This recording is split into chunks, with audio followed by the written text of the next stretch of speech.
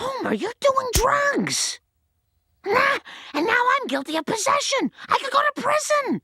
Unless I testify against you. Marge, it's making my eyes better. And it's legal. For more than 3 decades, The Simpsons has pushed TV standards, booked outrageous guest stars, and turned everyday family chaos into a weekly ritual. But one episode has slipped into a strange kind of exile. Stark Raving Dad, the season 3 premiere, forever linked to Michael Jackson. On paper, it's classic early Simpsons, with Homer Simpson mistakenly committed, a fellow patient insisting he is a superstar, and Bart Simpson racing to fix things after Lisa Simpson's birthday gets ignored. Years later, renewed attention to allegations against Jackson pushed the producers to pull the episode from circulation and keep it off Disney+. It was once praised for blending surreal laughs with surprising sweetness, especially the song Happy Birthday, Lisa.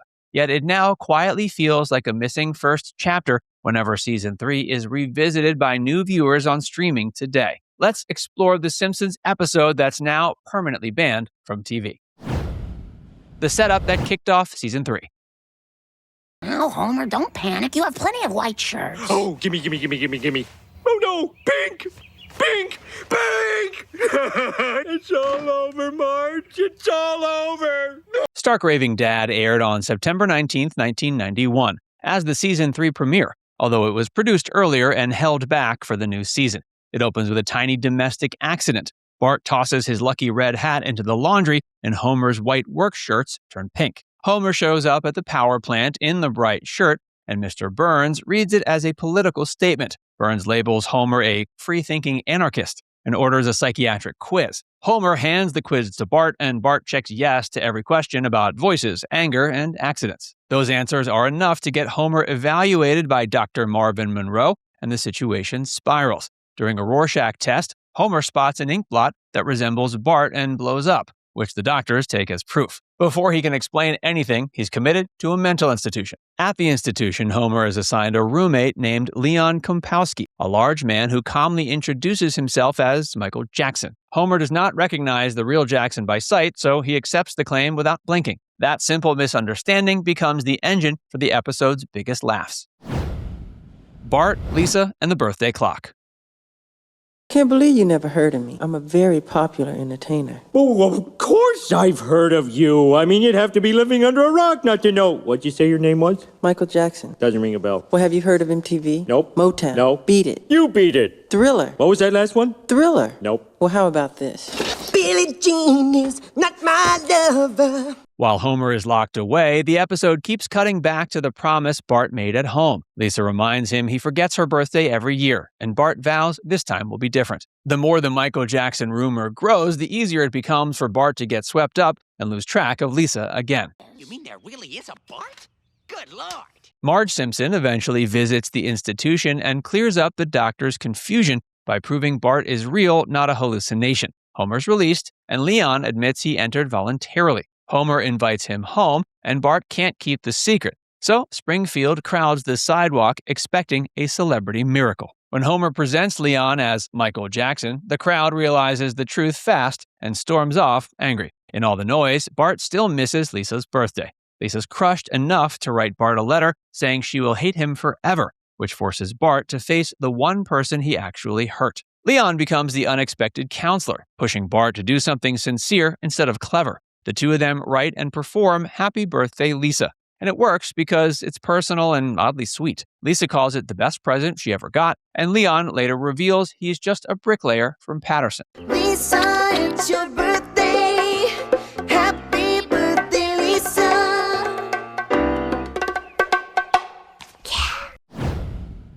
How Michael Jackson shaped the episode.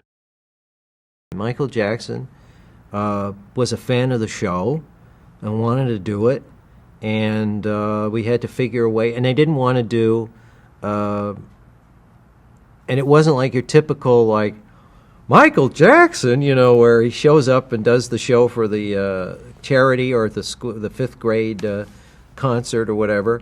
The episode exists because Michael Jackson wanted it to. He was a fan of the show, and he contacted Matt Groening to ask about guest starring, then pitched story beats of his own. The writing team, led by Al Jean and Mike Rice, with major input from the producers, built the plot around that idea. Jackson also insisted on conditions. He wanted to go uncredited and asked for a sound-alike to handle the singing. In the closing credits, he appears as John J. Smith, while Kip Lennon performs the singing voice, and Hank Azaria supplies Leon's normal speaking voice in the final moments. The production details are full of small quirks that make the episode feel even stranger in hindsight. A read-through reportedly took place at Sandy Gallen's house. Jackson recorded dialogue at the same time as the cast, laughed at the impersonations, and stayed low-key instead of arriving with a parade. The show also used the episode to show off craft. It was the first Simpsons installment produced and broadcast in Dolby Surround, and composer Alf Clausen arranged a refreshed theme for the opening. Those sound choices stuck, so even viewers who have never seen the episode still hear echoes of its production era. The reruns that added new history. September 19th.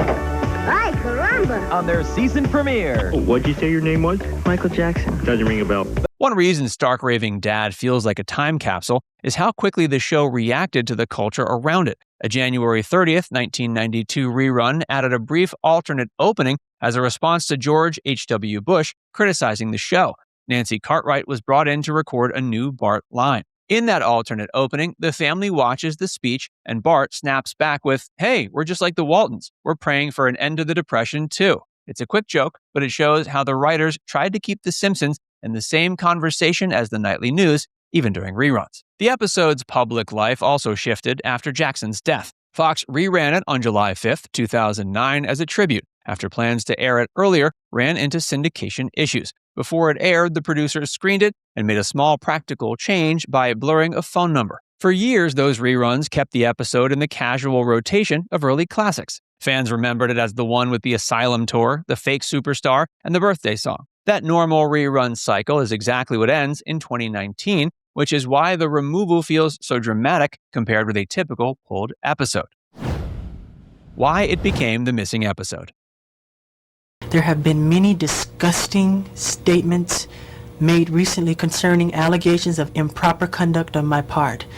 These statements about me are totally false. In March 2019, following renewed allegations against Jackson and the release of Leaving Neverland, the producers chose to pull Stark Raving Dad from circulation. The timing was close to the Walt Disney Company and Fox deal, but the stated reason was the discomfort of being linked to the allegations. James L. Brooks framed it as the creators removing their own chapter. Quote, "I'm against book burning of any kind, but this is our book and we're allowed to take out a chapter." Al Jean went further and said, quote, "I think it was part of what he used to groom boys." Those comments signaled the decision was not temporary. After that, the episode was omitted from Disney Plus and stopped showing up in the most convenient places people watch the series. Critics argued that removing works for damage control can erase art, while others felt the association was too uncomfortable to ignore. Either way, the ban made the episode more famous than ever. There's also a weird little historical footnote that highlights what might have been. Writers once planned a sequel where Leon would return claiming to be Prince,